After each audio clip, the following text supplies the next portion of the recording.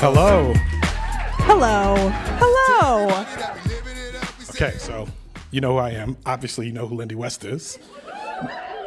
Make some noise for Lindy West. Thank you for the noise. Make some noise for Ronald. Thank you. Okay, so I was going to do this before I introduced you, but I have to. I have a sponsor, so I have to make sure I give them some love. Do you mind? No, please. Okay. Please. So we're here doing the business of podcast. I'm ready. Most of you listening already know that this season of Wait For It is brought to you by Big Fig Mattress. So I have a king-size Big Fig because I love to feel luxurious when I sleep, but also when I'm just hanging out, watching television, scrolling my phone, or when I have company over. This mattress is ready to be supportive. Whether you describe yourself as fat, fluffy, plus-sized, or even big-boned, this mattress is going to hold you up. I was apprehensive to get one at first, but Big Fig offers a 120-night trial just to make sure it's the right mattress for you. And trust me, it won't take you that long to decide that that mattress is the one. And for y'all exclusively, we have sleep masks outside for all of you. You can pick them up as you leave, along with stickers. So please, if you're looking in the market for a bed, give Big Fig a chance. Can I say that I also have a king-size Big Fig? Really? Yeah. And so if you're Big Fig and you'd like to advertise on another podcast, let me know. You know what the funny thing is? I could talk to the person that could make that happen. So I'm not joking. I know you're not. please help my podcast make money. No, I love it. Okay, so I'm very excited because when I thought about doing this conversation, actually when I started making Wait For It, Lindy was someone I wanted to talk to this entire time. We know the work that she's done in this space has been incredible. Lisa? Oh my God. Sorry. You come by, I'm a professional, I promise. Okay. But we know the work that you've done in the space. It's been incredible. And I feel like in a lot of ways, the work that you did with This American Life, especially the Tell Me I'm Fat episode, really deeply impacted the way that I was thinking about narrative storytelling when it comes to the ways in which we talk about weight. So I was really excited to talk to you. And I'm really excited about this opportunity. I am so excited to be here. I've been having the time of my life just since the sound check started. We've been just gabbing, and it's truly been wonderful. So Thank you for having me. That's awesome. And this is real. I really have had a good time hanging out with you. So yeah, same. Yeah, you know, you meet people, celebrities, and you're just like, they're jerks. Lindy's amazing. So I'll say that on the record. True. I live up to the hype. Many are saying it. So let's talk. You came out, Shrill came out, you wrote the book in May 2016. So that was about 8 years ago. Yes. So let's think about what happened since that time. So the book came out in May. Mm-hmm. Donald Trump was elected later that year. Mm-hmm. We've had a racial reckoning. We've had a gender reckoning. You adapted the book to a television show. You've written several more books. And we've also witnessed kind of the rise and fall of body positivity. Mm-hmm. You missed one. What'd I miss? Well, maybe you didn't hear, but we had also global pandemic. Global pandemic? Whoa! Just gone. And there's people wearing masks, and I completely, wow. Yeah, my bad. Global pandemic, yes. We had global pandemic. Yeah. Yeah. How do you feel? Really bad, since you just read that list. No, I mean, I think we all probably feel similar. I feel like we've been through some fires and now we're in more fire. Mm-hmm. And so we are stronger and also we are tired. And, I don't know. I feel more committed to community than I was before. And I feel older and wiser. I love that. And we'll get deeper into community because I know you've talked a lot about that recently. But I'm curious to know, you put out a big piece of work in 2016, and I'm wondering, when you think about the state of fat politics today, talk to me about the difference between then and now and what you see today. What's the landscape today? It's such a good question. I think the answer is similar. I think it's older and wiser, and I think it's kind of distilled a little bit, like I feel like there was a big mainstream body positivity movement that then of course immediately gets gobbled up by capitalism, and then it becomes like thin women, no offense, thin women, parentheses, complimentary, but like being like body positivity is that, I don't know, I don't like my knees or whatever, which is fine. It's hard to have a body, but there's this drift away from the political heart of it and sort of the most marginalized people that we're trying to protect and fight for, and that always happens. But I think that the people who stayed in the conversation and the people for whom it wasn't a fad, and for whom this is, in certain ways life and death, and the ability to be a full participant in public life have learned a lot. I feel like I've learned a lot about what's important. I think when I started, I was like a snotty baby, and I was like, even me, and people think of me as sort of a role model in this space. And I think for me at the beginning, I was like, body positivity is about people not being mean to me anymore. And also, I should have better genes. And that's not, that's part of it, but that's ultimately not what it's about. And I just find the conversation to be more mature, and the conversations that I have with other fat people now are about, especially as sort of my generation of fat, I don't know. I am scared to call myself an activist, but whatever I am. Luminary. A luminary. Yes. Thank you. Yes. An elder stateswoman. We're aging, and now people's bodies start to change in new ways. And I find myself having conversations about new things like, okay, people are, there are a lot of people who are former peers of mine who are now like not wanting to be fat anymore when there are medications that can change your body. And it's like, it's actually a really interesting nuanced conversation where it's like, okay, we've been fighting for bodily autonomy in all these different realms. Is it okay for public fat people to not be fat anymore? I mean, and I just feel like the conversation has gone from, at least for me, bratty rah-rah to like, oh boy, what's all this? Like, what am I going to do with this body, and how do I want to live in relationship with my body, and how do we make that safe and fair and nourishing for everyone?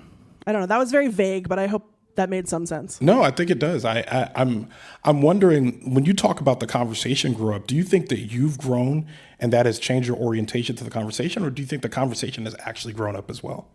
Oh, I mean, that's a great question, because a thing that gets lost a lot when we talk about this stuff is that very, very smart, brave people were having this conversation in the 70s. Yeah. So it's like people sometimes will credit me with things that I absolutely did not invent. And so in a lot of ways, yes, I have grown up and I have been able to understand the more complex parts of the conversation. But also I think that the bigger mainstream conversation has also grown. The issue stopped being considered kind of a niche issue. Like we just talked about, it's like body positivity exploded into this thing that was very briefly sort of performatively popular with brands, and we're going to have like one fat lady go down the runway at New York Fashion Week or whatever, and this is a tool we can use in our marketing, and we're all going to talk about it, and you're not allowed to body shame. You're not allowed to body shame fat people. And then of course, it's even more importantly, we're not allowed to body shame thin people. Parentheses complimentary. So, when it scales like that, it's inevitably going to lose some of the nuance and lose some of the sort of maturity. And I feel like that bigger conversation among, do you know what I mean? Like the wider conversation among the out group has matured, I think. Yes. And then also a lot of them have stopped thinking about it. Yeah. Which is fine. I think there was, like, you're right. I think there was a time, especially like maybe in 2016, where we were just the fact that we were talking about fat folks at all was radical. And now we're in a place where it's like, great, we're having conversations. Here, let's introduce some nuance. And like, there's so many subgroups and all that, I think that start to matter as well. Yeah.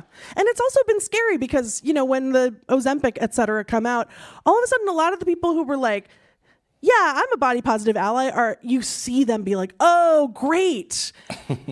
Now we can actually get rid of you. That's great. That's secretly what I wanted. You know, like, you can feel people's relief that it's, there's a way out of actually learning how to live in a fat body and be kind to fat people and be, you know, and expand accessibility and medical care, et cetera. But, you know, I feel like we've got some allies dropping like flies when the possibility of eradicating fat people opens up. But, you know, well, we're going to get deeper into that. And, yeah, we'll get deeper into it. But guess what? Spoiler.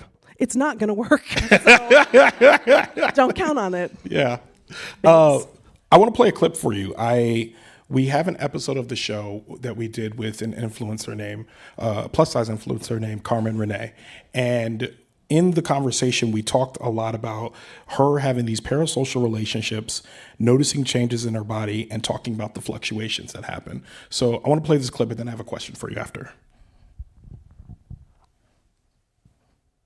My body fluctuates so heavily, and if you've been on my page for a while, I think you know that, and people who have been there a while do know that, and they've watched me through a lot of ups and downs in life, and I've kind of been more vocal about that in the last probably year and a half, just because my body was changing so much, and it was changing because of stress, it was changing because of my breakup, and people glorified my body getting smaller.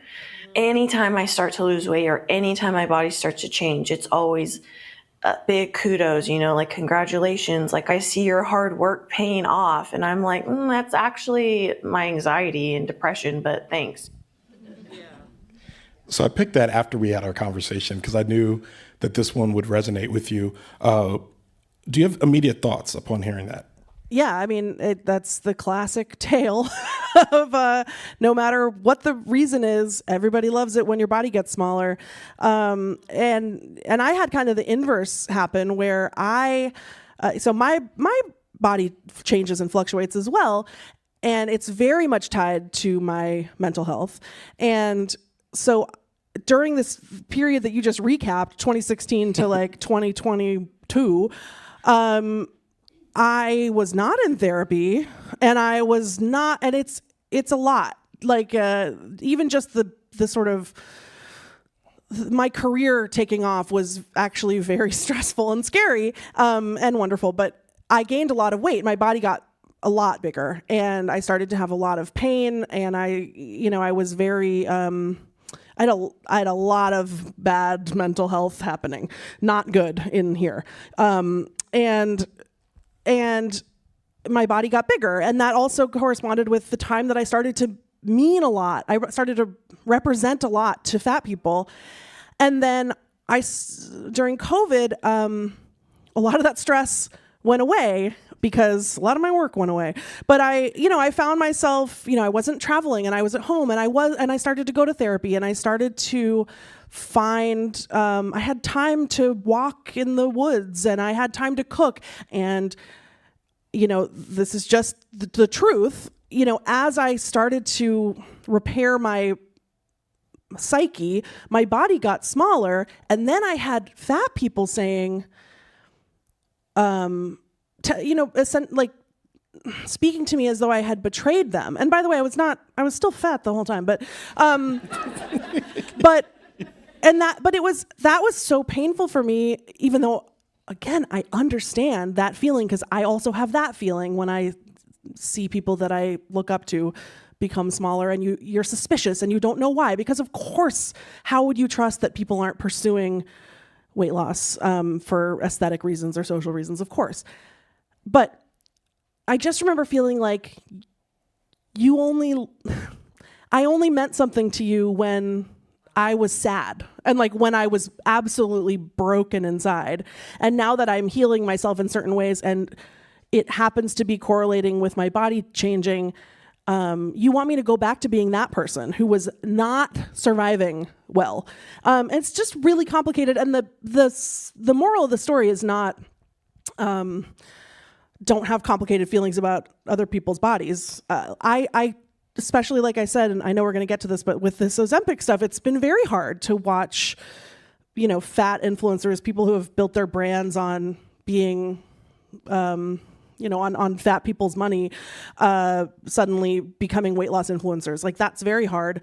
But in general, just making assumptions and value judgments about why people are fat, praising them for being thin or loving them more for staying fat, it's all very fraught. And it's, and when I talk about maturity, I feel like 10 years ago, I would have been like, weight loss is betrayal.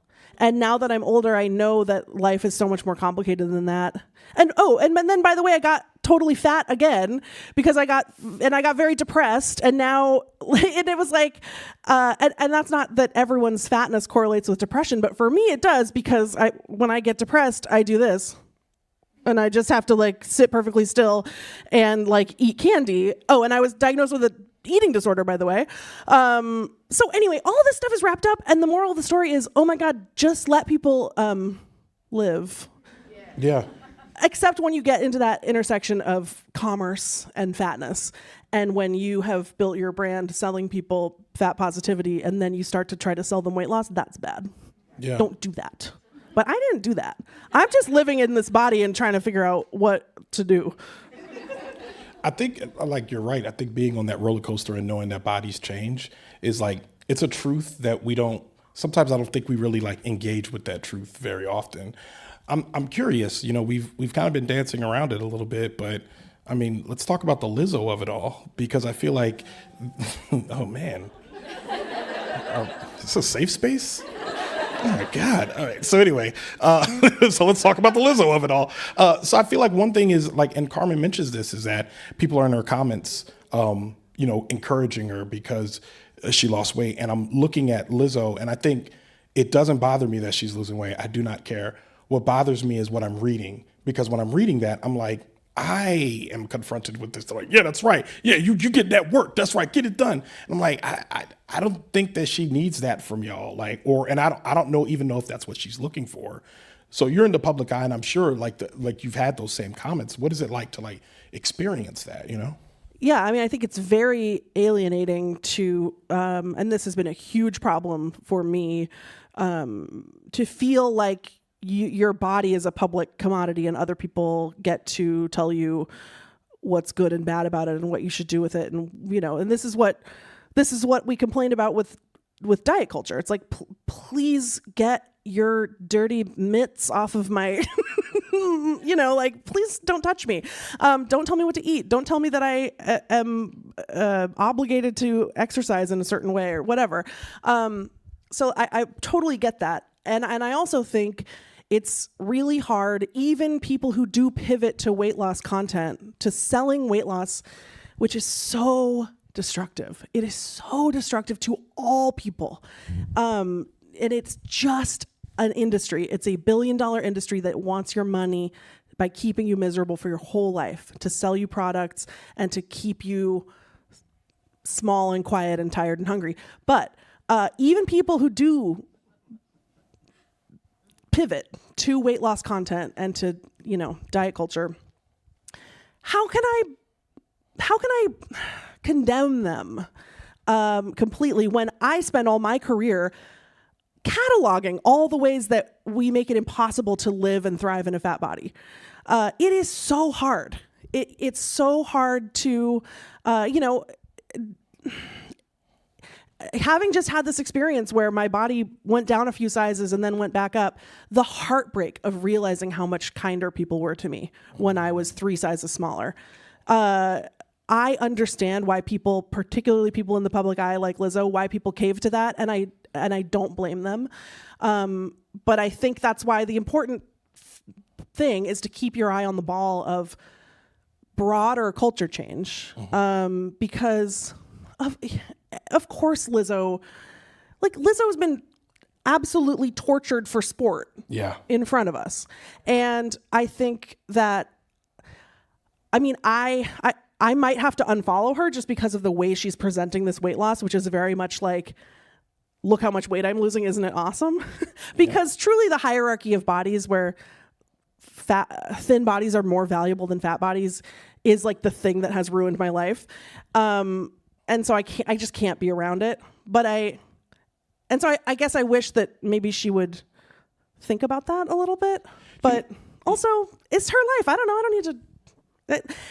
Why would I blame her more than everyone else that does that, which is our sort of ambient culture that we live in. That's a normal way to present your weight loss. So I don't think that Lizzo deserves extra condemnation, I don't think so either. I think what bothers me, or what like the troubling part, is when I think about Adele or when I think about Lizzo, these are folks who found enormous success while in fat bodies. And I mean multiple successes, just they were in the front. Both of those women were like, they were, that dude. I mean, I don't, it's a phrase. They were that person for a while, you know what I mean? And all of a sudden they get to the top and then they decide like it's time to lose weight. And I'm just wondering, I'm like, is there any part of them that looks at it and says, if I did this in success despite, having a fat body? And to be clear, I want to like make sure that we say this clearly. It's not that their bodies are what stopped them. It's the societal treatment of them in those bodies that makes this an issue. But if you find success despite that societal treatment, I just get so confused about saying like, you did the thing that we're trying to do. Why change now, Yeah, I mean, and I'm trying so hard to be graceful and generous because inside me are two wolves,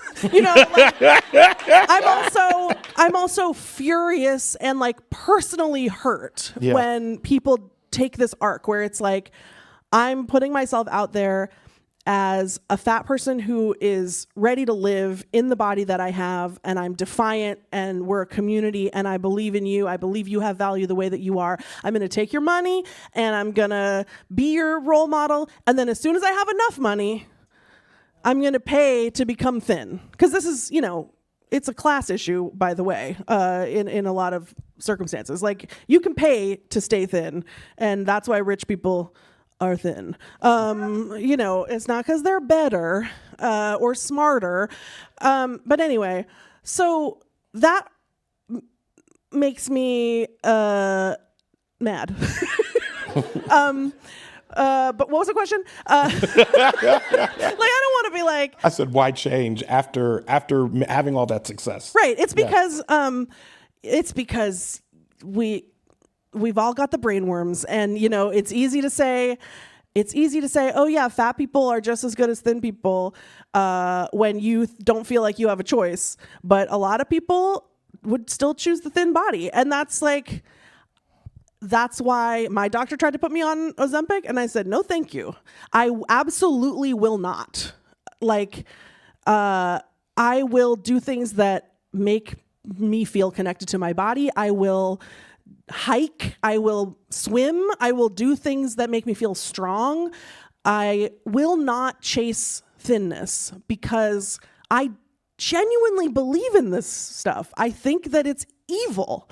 And I think that and I am so angry at the ways that I've been underestimated my whole life, that people have ignored me and shoved me aside and stepped in front of me and acted like because I fundamentally, on some level, I actually have very high self-esteem, despite many ways in which I've conducted my life and allowed people to treat me. I actually think I'm like really smart and cool and great. And that injustice is so maddening. And the way that that's multiplied over all of us. Everyone living in a fat body is underestimated and marginalized and ignored and mistreated and abused. And that's evil. And so I'm not going to play the game of trying to be thin and trying to grab some of that prestige and some of that, I don't want to say clout, privilege. Currency. I mean, privilege. Yeah. I don't think that's not living my values, and I'm not going to do it. I understand why people do it. It's not fair to expect individual people to be sort of superhumanly resilient, especially when they're extremely famous. But I I think it's easier said than done to live your whole life in a fat body, especially when everyone's looking at you all the time. So, but I don't think that you can, I actually don't think that you can pursue deliberate weight loss without being on some level endorsing that body hierarchy. It just does. That's what that means. That is what that means. If you think that you look better when you're thinner, that means that you think that thin people are better than fat people. And they're not. They're not. And I don't know. You know, like, do I sometimes stay up at night thinking about where my career would be if I weighed, you know, what's a normal number? You know, if I weighed 200 pounds less than I do now, would I be, would I be skeleton? Look, I'm an author. I'm an English major. I know. But like, I bet you I would be. I mean, I interviewed Roxane Gay once, and she was like, if I was thin, I would be the fucking president. And I was like, I know, you know? And that's a hard place to sit. But I firmly believe that the answer to that system is not to try to conform to it and beg for approval and validation, and I will not do it. Yeah, that's right. Give it up. So you mentioned, we talked a little bit about movement, and I want to set up the next clip because it's still the same conversation with Carmen, but one thing we were talking about was movement and the intention of movement. You've talked about, you know, hiking and all that, and how you were just outside, which probably felt good for you. But I want to talk about what that looks like to actually try to engage in some sort of movement as a fat person when your intention is not weight loss. But let's listen to the clip.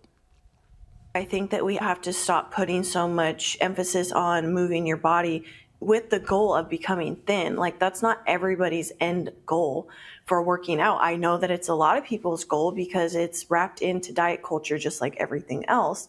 With me, one of my goals is to say movement can be used for other things as well. If my body changes in the process, then that is just something that happens. I'd be lying if I said that I'm not happy when I see certain changes in my body because of what I'm doing. That means that what I'm doing is working and my body is reacting. And I think that that's a really beautiful thing. So some of the changes she was talking about was, you know, getting stronger, like seeing definition in muscle, but she wasn't specifically talking about losing weight. And I feel like that's a bit of a nuance as a person who also likes to go to the gym, likes to work out, but also doesn't want to be on the treadmill, having the person come in and come to just you on the treadmill and be like, hey, you, good job. Like, there's 7 people on the treadmill. Why are you only talking to me? Like, that's an experience that I actively try to avoid. Like, how do you manage the relationship between like movement for reasons other than weight loss and other people just seeing a fat person moving and making assumptions? Oh man. Yeah. I mean, for me, it's like, okay, when I get depressed and I become frozen and sedentary and bingy, and the only joy I know how to reliably find is food, and I don't move my body and I don't do the things that I love, my back starts to hurt. I get back pain. And I started to realize that, you know, the first time that happened, which was during, you know, 2018, 2019, non-therapy Lindy was like, this back pain signifies that I'm disgusting and I'm a failure and I have like let my body deteriorate and I've become a monster and whatever, even though, I'm writing these things that I, you know, like, and so then there was this other layer of shame where it's like, I am undermining my own values. I am evil too, you know, and this is sort of happening to me again. I am currently having back pain, the back pain of the back pain of mental health problems, and the back pain of mental illness. And it's so funny because this time around, I'm having this realization that it's like the back pain is a gift, because I realize that I can focus on the back pain and be like, okay. So I just a couple weeks ago, I went and I swam laps for the first time in like 20 years. And then my back hurt a little bit less. And it just, it's this very concrete reframe where it's like, I don't have to be like, oh, I'm disgusting and ugly and I need to be thin. And then when I'm thin, my back doesn't hurt. That's not true. When I'm moving and strengthening my body, my back doesn't hurt. And I don't hate what I see in the mirror. I hate not being able to do the things that I love. Like, I can't go for a hike. A year ago, I was hiking, 10 miles up a mountain. And then right now I can't walk around the block because I get this debilitating back pain. And I want that back.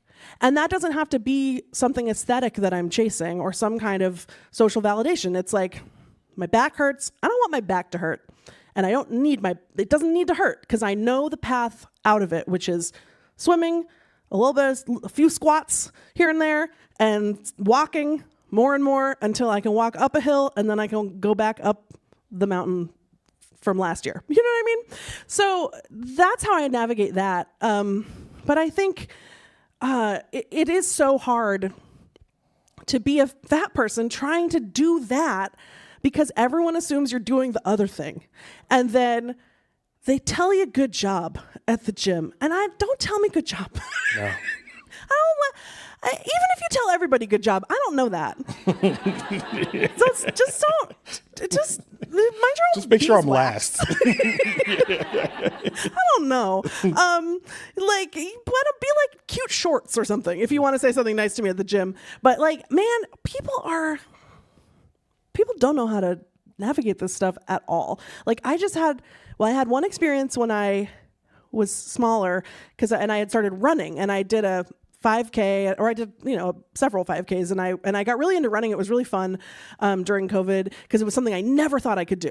And I was still very fat, to be clear, and I would run very slowly, but I could do it. And I got to the point where I did many 5Ks without stopping, and I was like, 5Ks? Who knew that one fat person could do 5 entire Ks? And I just had this experience the other day where someone really dear to me, an older person, was like, "Oh, I haven't seen you since I came to cheer you on at that 5K. I was so proud of you when you were doing that. It was just so exciting." And I could tell that she, especially people from, a couple generations older than me, there is just no other framework for thinking about this stuff. And I could tell that she was kind of like, the implication was like, I'm disappointed that you're not doing that anymore because I was so relieved that you were finally pursuing thinness, which is what she assumed.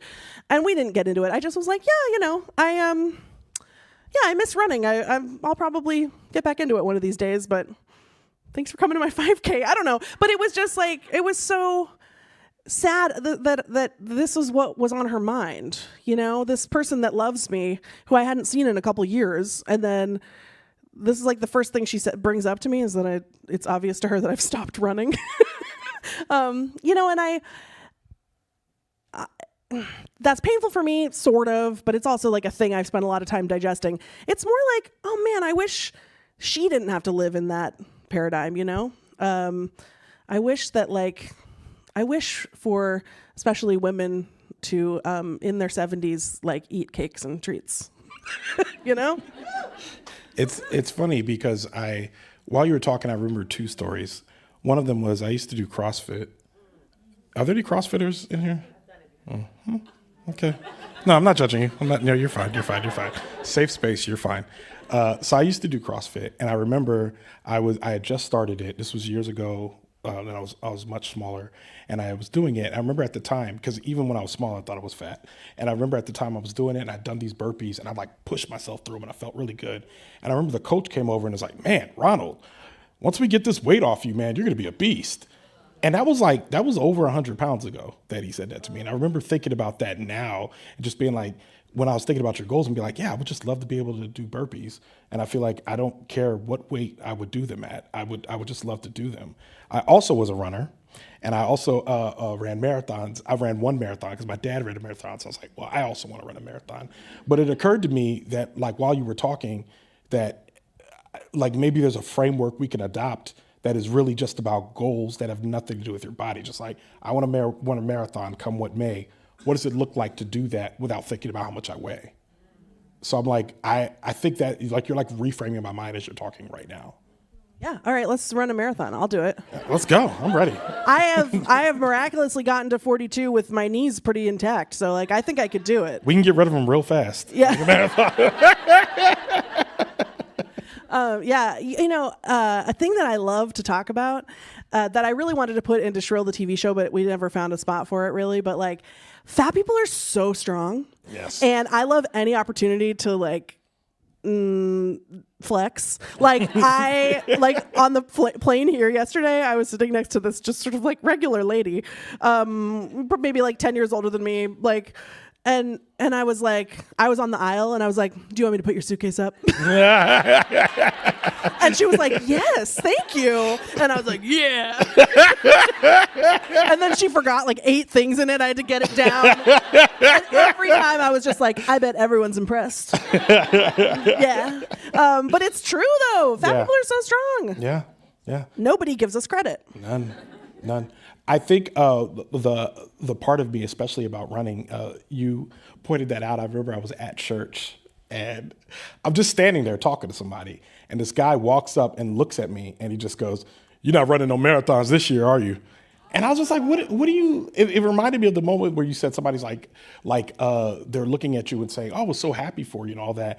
Do you ever, how do you feel about the awareness of knowing that people are kind of constantly monitoring your body in a very specific way? I mean, it's claustrophobic. It's so claustrophobic. And like, hey, to that guy at church, like, bet you're not winning any podcast awards for your personality. Hey. And like, also like, of all the things to be proud of me for, like, I'm very successful. And like running this far and then coming back on a little trail is not really at the top. But thank you. But what was the question? I forget the question. Oh, it's claustrophobic. Yeah. I mean, that's a huge, it's not just limited to this kind of thing, like, oh, I noticed you're running or you're not running. Like, this is a huge part of why I write about being fat and why I started at the very beginning. Why the thing that caused me to like snap was this feeling of being surveilled all the time. People are noticing what's in your grocery cart. People are noticing what you're eating, and it had pushed me into this place of constant performance where I was always like, okay, I'm at a restaurant. I have to think about how other people are going to perceive what I'm eating, and it is so alienating. And I got further and further away from myself, my actual self, and who I am and what I want, and that's part of what fucked up my relationship with food. I'm in treatment for disordered eating, and I'm like, I realized I have no idea how people eat. Like, I don't know. Every time I have therapy, I'm like, okay, so like, I'm so scared that I'm going to accidentally do toxic diet culture. Like, I'm like, okay, so if I have an apple, is that the real me, or is that diet culture forcing me to have an apple? And then the only thing that feels safe is to like have a defiant cupcake, even if I don't want it. And then I'm like in outer space, like what? And how do people make food choices? I have no idea. Yeah. And that's all about like the feeling for me, it's the feeling of being watched. Mm-hmm. And so the, body liberation process for me has been a lot of trying to sort of protect myself from that feeling and live in spite of it, and make my own choices, try to figure out what I actually want, which is very hard, from in here, instead of masking and performing for the public, because it's like that. It's this is kind of a lot of what my next book is about. It's like, not to be woo woo, but like it's kind of corrosive to the soul in a way to be performing your life for other people who hate you. So yeah, I don't know. That was sad. Steven's going to be mad at me for this, but I was supposed to do this at the top of the show. we have Q&A coming up. So if you go to slido.com and go to the hashtag podcast, y'all can ask questions, and we'll get into that in a second. So I just want to make sure I gave that plug as we continue our conversation. There's one thing that you said, especially when it comes to having people watch you eat, it immediately brought to mind a story. And I don't know if this is something that's ever happened to you, but I had a thing, especially at church. We were at this church engagement and I was eating, and there was a guy who was just staring at me, watching me, and he was just like grinning at me. And I'm like, what's going on? He's like, you like that, don't you? Like, you having a good time, ain't you? And I'm like, and he kept doing that over and over again to the point where I was just like, stop. He's like, I'm just messing with you, man. You have a good time. And I remember after that, I got like very self-conscious about eating in front of people, where I would be like, I would do this thing where I would eat either before I met up with people, or I'd just be like, I'm not hungry, or I'm going to go house something later, but I just don't want to do it in front of people anymore.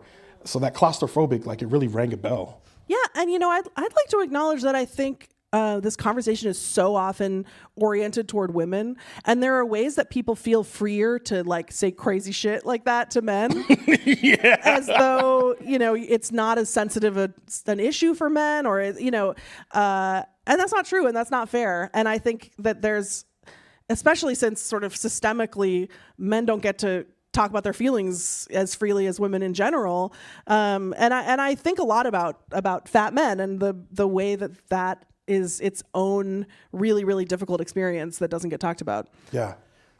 I don't know how to manage it sometimes. Yeah. Like, I think most times, especially like as a dude, like it kind of feels like, and that's part of why I made the podcast, it feels a lot like no man's land. Because I think one of the conversation, and we talked to Tigress earlier this week, and one of the conversations we had was, she was saying, like, as a black woman, sometimes when I'm in space with white women, they're like, well, what are you doing here? You don't really have an issue like we do. And I feel like that's kind of like what I've gotten, especially as a fat man, where it's like, what are you talking about? Like, the sitcoms always have the fat guy with the straight-sized woman. I'm just like, that's not the experience I'm actually having in life, though. So I feel like that's the biggest struggle, is trying to like explain that to folks.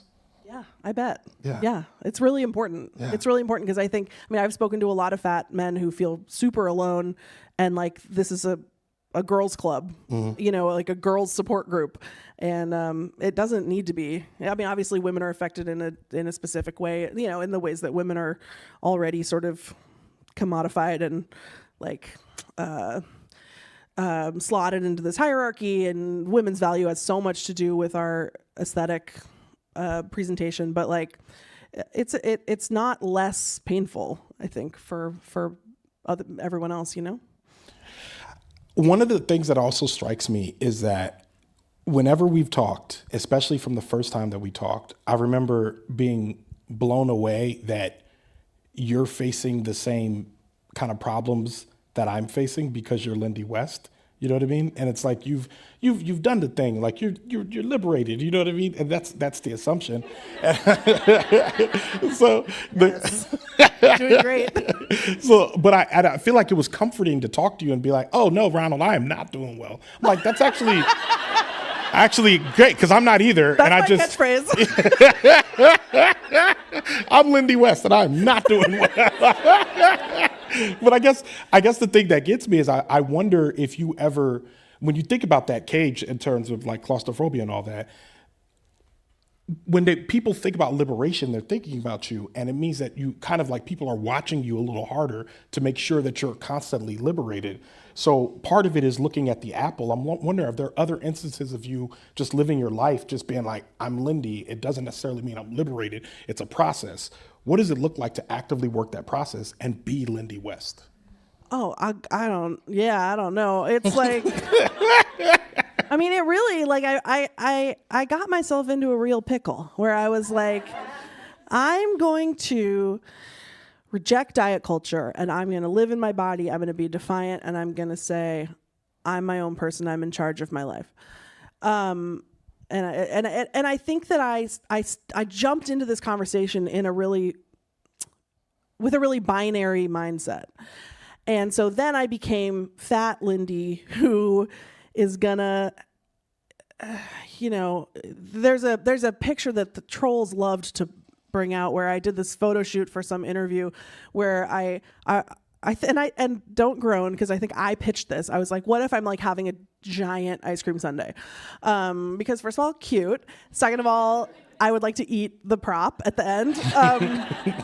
And third of all, I really was sort of high on that defiance.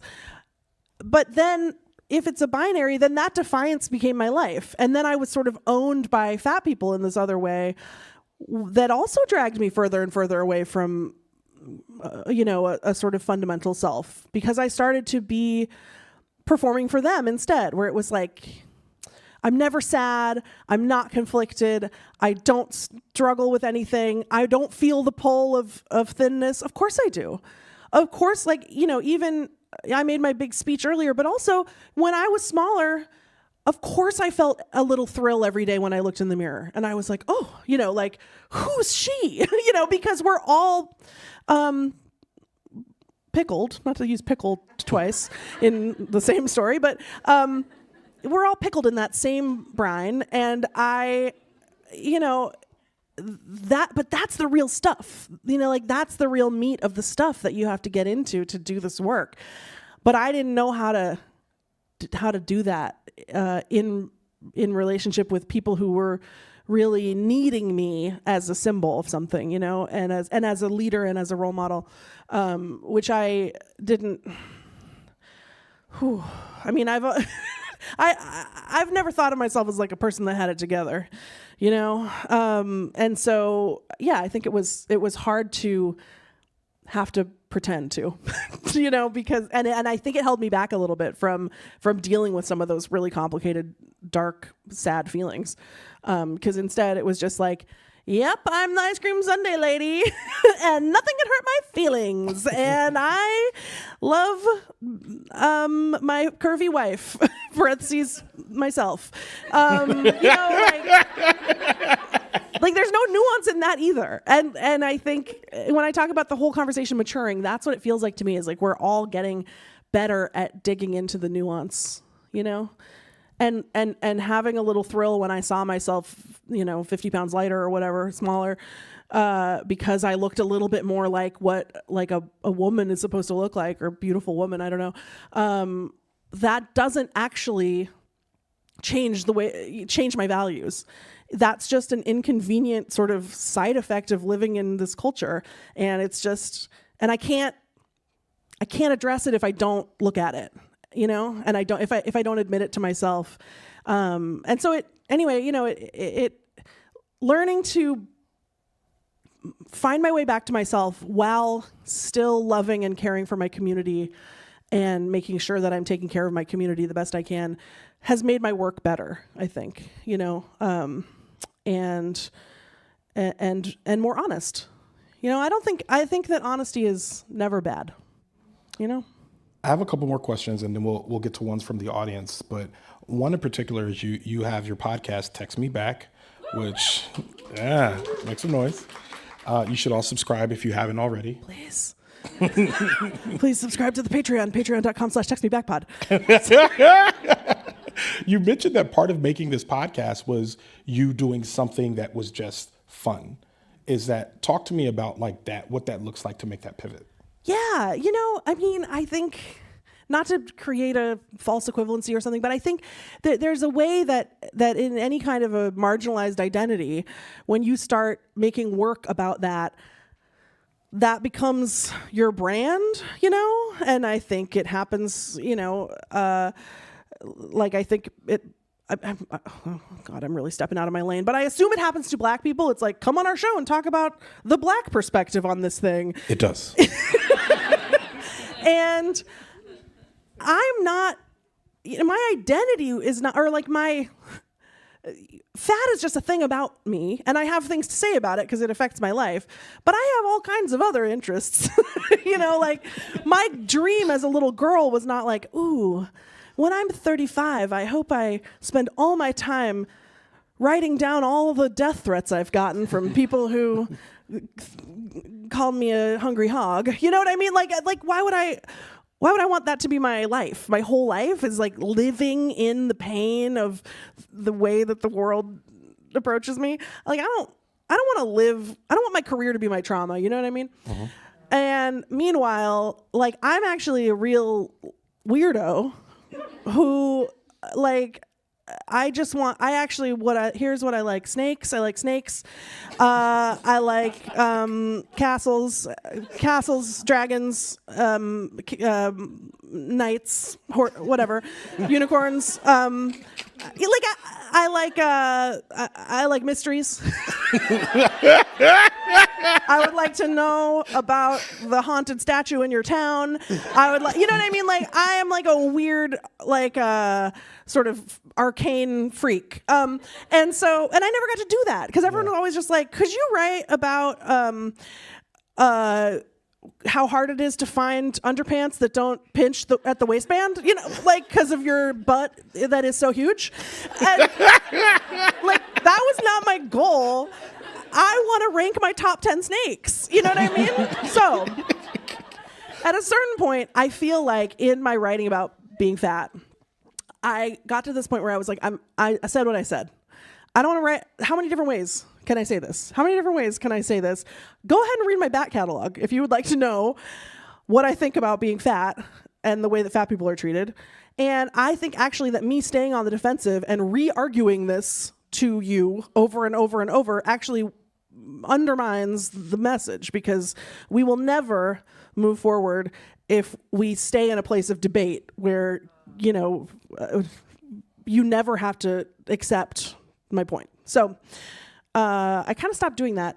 And then I wrote like a silly book about movies. And thank you. It's called Shit, Actually. It's available where books are. I think maybe I don't know if there's any here, but there are. Oh, there was a piece of dust. That wasn't me hallucinating.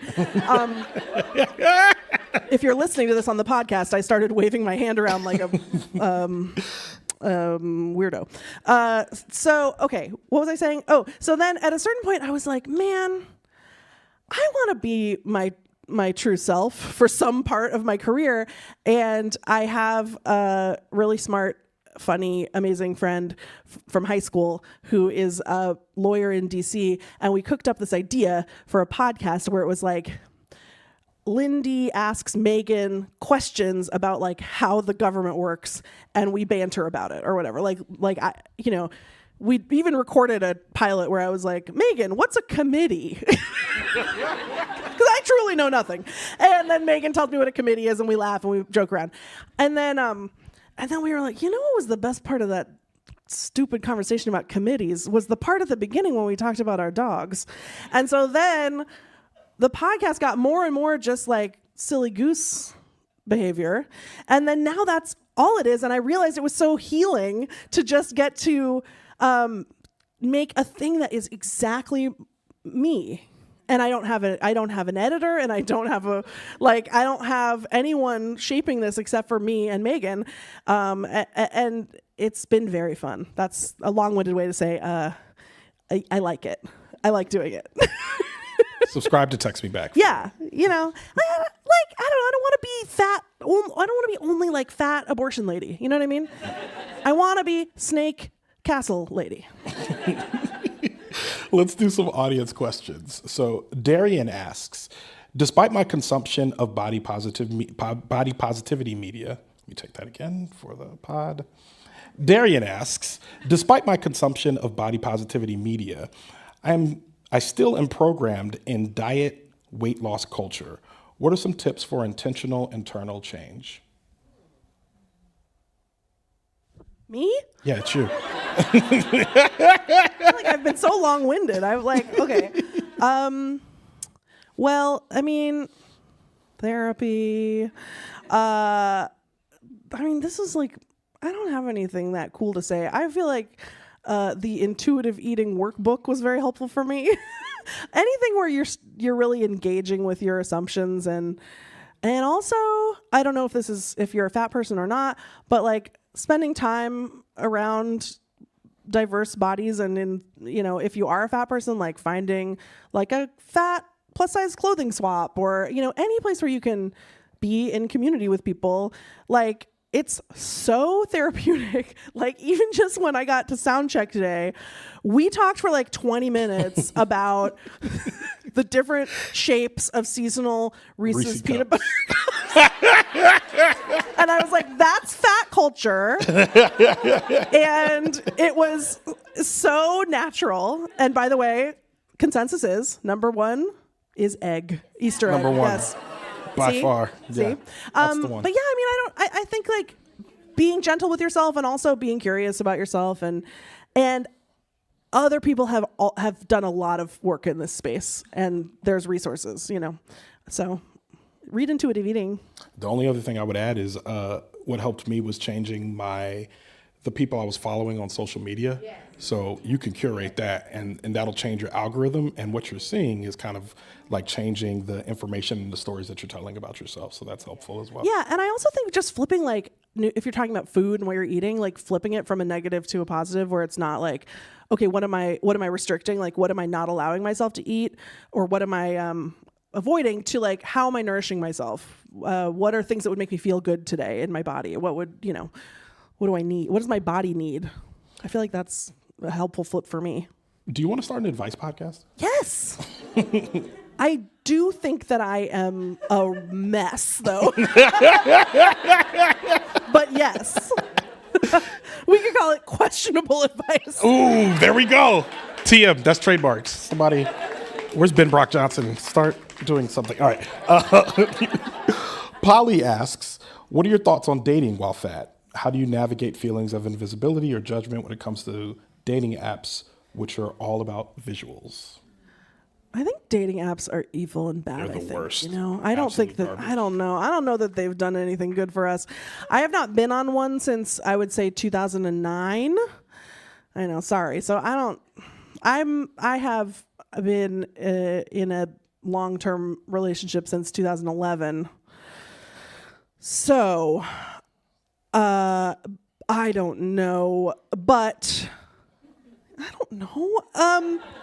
All you can do is be yourself. I will say that I am like brutally, sort of, emotionally disfigured from dating in my 20s. And I think that I was just saying this to a friend of mine at lunch, that when I was in my 20s, the only model for me as a fat woman was, you can treat me however you want. Because if you don't like me, or because if like, your validation is the only thing that gives me any value. And so I have no leverage and go nuts. And I am totally messed up from that. I have weird baggage. I honestly, like, I'm married and I have a second partner. I have two partners, and I can't imagine navigating anything outside of that. But this is one of my current mental health goals that I work on with my therapist. Like, okay, what if it wasn't illegal for me to feel sex feelings? Because like, I truly feel like growing up fat, it was like, it felt like an alarm was going to go off. Like if I started to like present myself as something with any value, I really felt like I was going to, the building, the sprinklers were going to go off and we would all have to go outside. Do you know what I mean? And that's hard to get around that, even when I have the most concrete validation in the world, which is like two hot people that I live with who love me so much. And I mean, it's interesting. It's like when I sort of came out in this little triad that I'm in, mean trolls were like, oh, her husband had to get a hotter, thin woman because she's gross. And I know it's mean, but it's okay. Like, again, how surreal to have trolls commenting on your relationship that they don't know anything about. And then the reality is that I am the one that has to work on not like pushing them away, because I am so anxious about my body and my sexuality and my like physicality, and they are constantly like, where are you? It's something that I have to work on, because my internal monologue is like, they don't want to deal with this. And so I have to fight the urge to like always go sleep in the guest room and stay young and present and alive, because my tendency is to like close off and hide and separate myself, and that's actually not what they want. But anyway, I mean, it's a real head scratcher. Anyway, I just think dating while fat, don't let people treat you bad. Like if there's one thing I could do is go back in time and set one boundary with one person ever in my 20s and 30s, or I guess just my 20s. I guess I was with my husband in my 30s, and he's nice to me. It's funny because, I mean, the one thing I'd say about dating advice is put full pictures of yourself on Tinder and Bumble and all those places, because most people will weed themselves out. Like, I think people are always trying to hide that they're fat, but the bottom line is, if somebody doesn't want to be with you because you're fat, you don't want to talk to them anyway. Yeah. So let them weed themselves out. That's one. 100%. The other thing I would say is, like, that shame thing resonates, because I grew up Pentecostal. I'm still a part of the church, but I've like kind of tried to split myself from the shame. But the shame and the guilt, especially when it comes to sexuality and how you feel about sex and all of that, like the alarm bells, that like feels very resonant, because that's like, it's very real and palpable, and something that like you're developing in your childhood. So. Yeah, and I mean, a thing that's been so helpful, sorry to keep banging this therapy drum, but it's like a thing I've just figured out in the last like 5 years is that is an internal structure. Yeah. That is not actually how I'm perceived by other people. The other day, my husband told me that I'm regal and that I have a very like innate sensuality, and I was like, who? But like, there's something empowering in that, where like it feels very daunting. However, I have become more and more like able to see and believe that this is something internal, which means that it's something that I have power over and I can work on and and fight to shift and change gradually myself.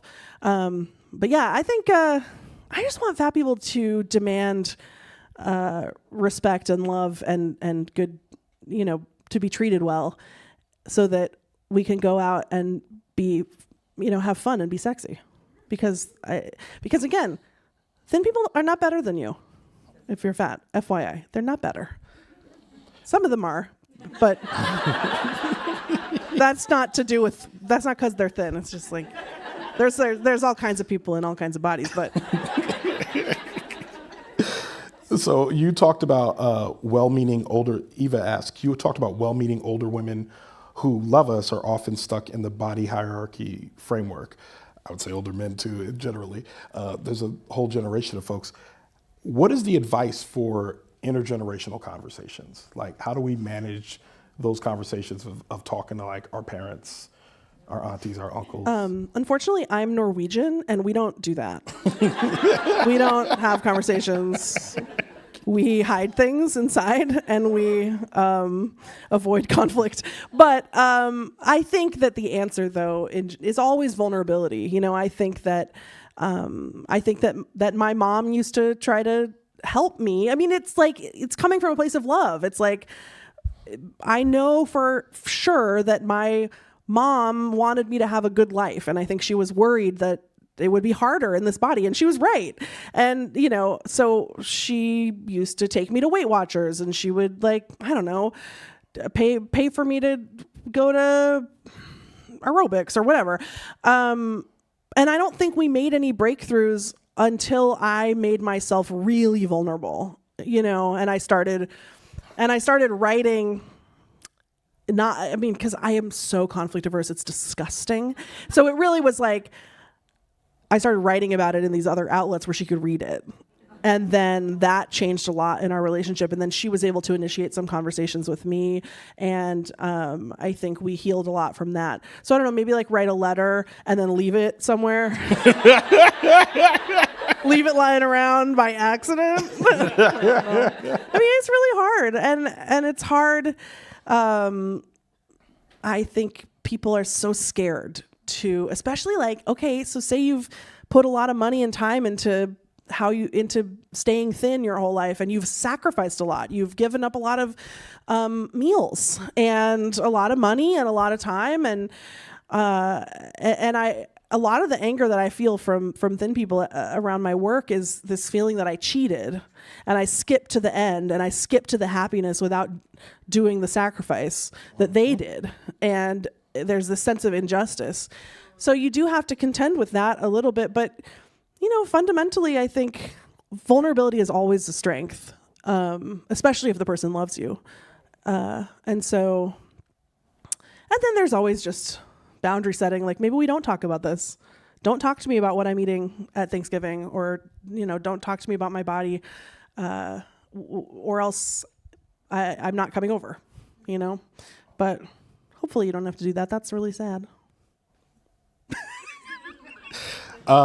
You want to do a fun one? Yes. Let's do a fun one. What are your favorite snakes? Snakes or snacks?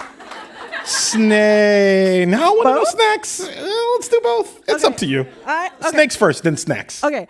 I feel like, and I'm not a snake expert. I'm just a fan. I feel like funniest snake, vine snake. Have you seen this? Have you seen this snake? Very pointy, very long, and then it just sort of sits perfectly still, and it has a little tongue that pokes out. We love the hognose. The hognose is a drama queen. The hognose plays dead if it gets upset, and it is so. Look up hognose when you get home on YouTube. It is so funny. It is so dramatic. Like, you get near the hognose and it's like, ah! It rolls onto its back and it's like, ah!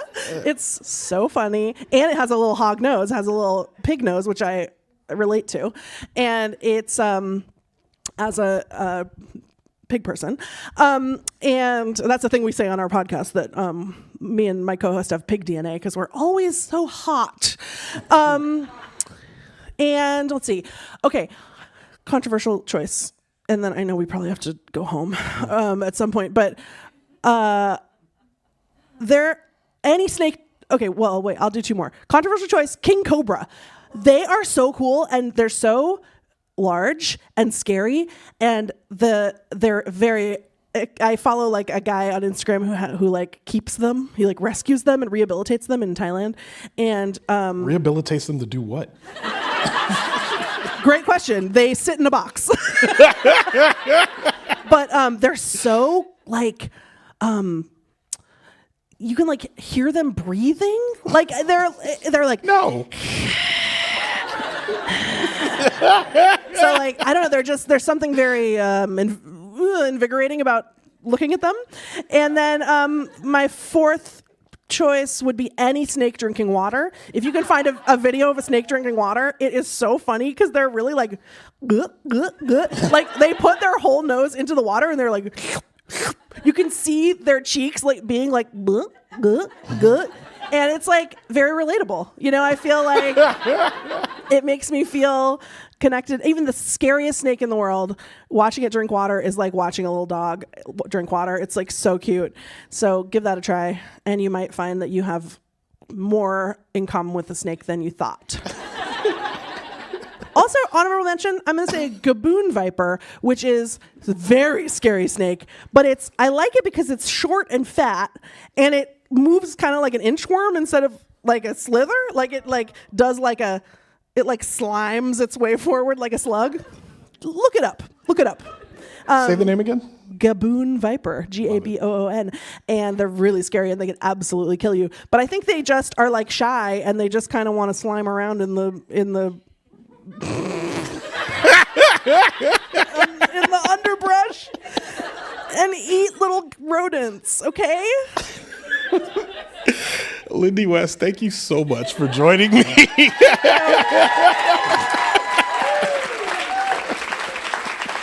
Thank you so much for having me. I had the time of my life. Give it up for Lindy West and Ronald Young Jr. She's going to be signing.